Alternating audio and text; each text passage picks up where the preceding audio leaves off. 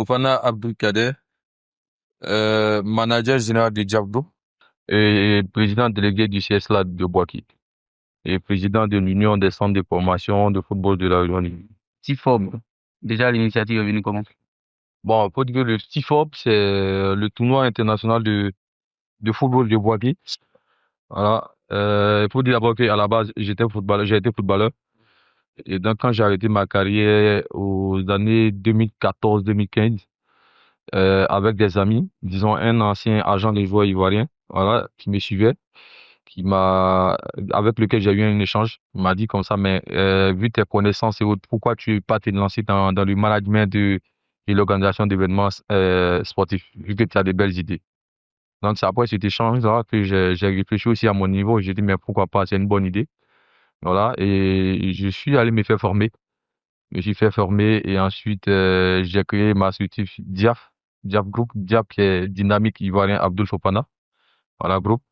Et je me suis fait accompagner par mon ami avec lequel j'ai joué, Sila Baga, voilà, donc qui m'accompagne, qui est le manager en second de la structure DIAF. Et comme je l'ai dit, Tifom, à la base, c'était un tournoi de détection.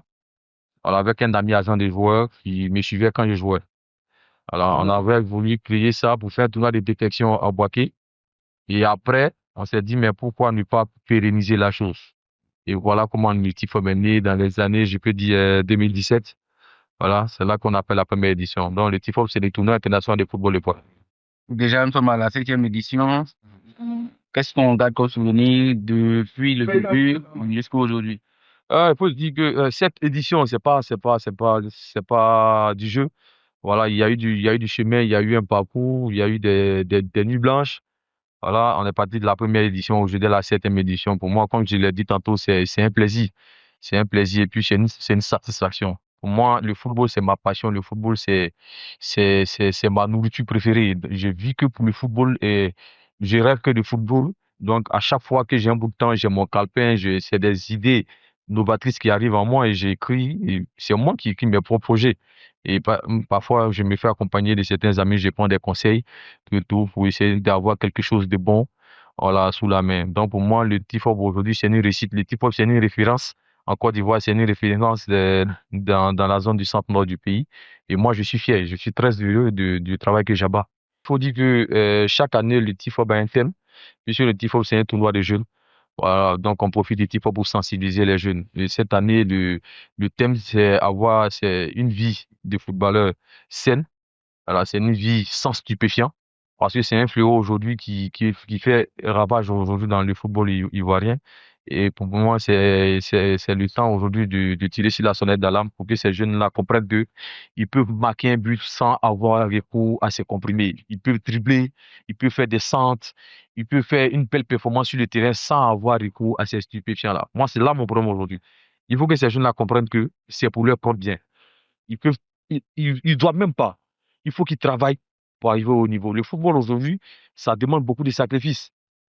Voilà. Et quand on a la chance d'être professionnel, il y a la visite médicale qu'on fait. Et quand on fait une visite médicale, qu'on découvre des substances dans ton corps, on peut annuler ton contrat. Donc, il faut qu'ils sachent ça. Pour moi, je ne pense pas qu'ils ont cette connaissance des choses-là. Donc, c'est des jeunes, comme je l'ai dit, c'est des jeunes. C'est des gens dont la tranche d'âge varie, disons, de 15 à 22, à 23 ans. Donc, à cette période-là, vraiment, ils sont pas trop conscients. Donc, nous qui sommes les aînés, là, nous qui avons eu un peu un vécu, il faut que on aille vers eux. Il ne faudrait pas attendre qu'ils viennent vers nous. Il faut aller vers eux.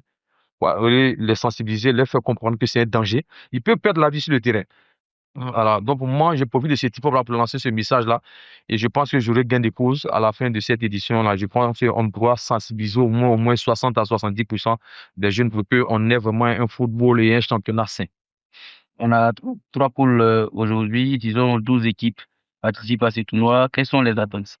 Bon, les attentes sont nombreuses, hein, parce qu'il faut qu'il y ait de la qualité.